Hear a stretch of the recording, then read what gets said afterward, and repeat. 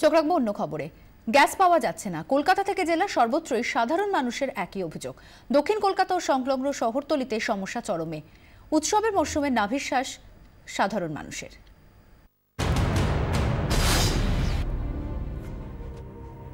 উৎসবের মরশুমে হেসেলে আগুন নেভার জোগাড়, মিলছে না গ্যাস। পুজোর আগে থেকে শুরু হয়েছে সমস্যা, চলছে এখনো। টেনশন তো হয় গ্যাস না পাওয়া গেলে, এটা এসেনশিয়াল গুডস এর মধ্যে পড়ে। সামনেই কালীপুজো, ভাইফোঁটা, রান্নার গ্যাসের চাহিদা প্রচুর, কিন্তু মিলছে কই? সমস্যা গোটা রাজ্যেই। তবে দক্ষিণ কলকাতা ও সংলগ্ন শহরতলিতে নিদারুণ অবস্থা। পুজোর আগে যা দিয়েছে, তারপরে যখনই ফোন করবেন বন্ধ। গ্যাস দিচ্ছে না, আমরা ব্ল্যাকে গ্যাস নিই, গ্যাস আজ আসছে কাল আসছে করে দিচ্ছে না। বুক করার পরে তো এখন 20-25 দিন বলে দিচ্ছে। রাজ্যে ইন্ডিয়ানের গ্রাহক সংখ্যা সবচেয়ে বেশি। ইন্ডিয়ান অয়েলের বজবজ বটলিং প্ল্যান্টে শ্রমিক অসন্তোষের জেরে উৎপাদন ব্যাহত হওয়ায় ভুগছেন দক্ষিণ কলকাতা ও দক্ষিণ 24 পরগনার গ্রাহকরা। ঠিকাদার সংস্থার হাতে বজবজ বটলিং প্ল্যান্ট চালানোর দায়িত্ব রয়েছে। 3 বছর অন্তর ঠিকাদার সংস্থা বদল করে ইন্ডিয়ান অয়েল। এবছর নতুন ঠিকাদার সংস্থা আসার পর বেতন নিয়ে শ্রমিক সংগঠনের সঙ্গে তাদের গন্ডগোল বাধে। শ্রমিকরা বারবার কাজ বন্ধ করে দেওয়ায় উৎসবের মরশুমে বাড়তি চাহিদা সামাল দেওয়ার মতো উৎপাদন হচ্ছে না।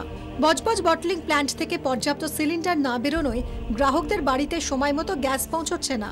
কল্যাণের বটলিং প্ল্যান্ট থেকে সিলিন্ডার এনেও চাহিদা সামাল দিতে পারছে না ইন্ডেন। যেসব পরিবারে দুটি সংস্থার কানেকশন রয়েছে তারা ইন্ডেনের গ্যাস না পেয়ে এইচপির বুকিং বাড়িয়ে দিচ্ছে। সেই বাড়তি চাহিদা সামাল দিতে পারছে না এইচপি। আরও ঘোরালো হচ্ছে সমস্যা। পারাদ্বীপ রিফাইনারিটা বন্ধ ছিল মেনটেন্যান্সের জন্য, তো সেখান থেকে কিছুটা প্রোডাক্ট শর্টেজ হয়, প্লাস কিছুটা লেবার প্রবলেম ছিল আমাদের বজবজ ইউনিটে,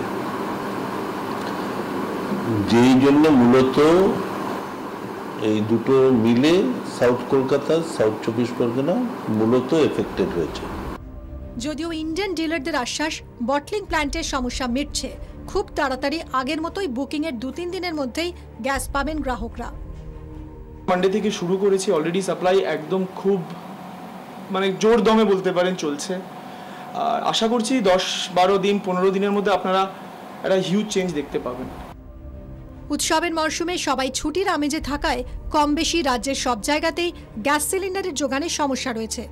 যদিও উৎপাদনের ঘাটতি গ্রাহকদের মাথা ব্যথার একমাত্র কারণ নয়।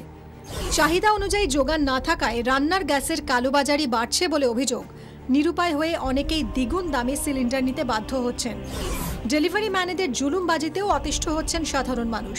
তাদের খেয়াল খুশি মতো বাড়তি টাকা দিতে রাজি না হলে ওই বাড়িতে তারা সময় মতো গ্যাস দিচ্ছেন না বলে অভিযোগ উঠছে। 14 কেজির সাধারণ সিলিন্ডার থেকে বেআইনিভাবে গ্যাস বের করে নেওয়ার অভিযোগও ভুরি ভুরি। চুরি করা রান্নার গ্যাসে ভরা হচ্ছে পোর্টেবল সিলিন্ডার।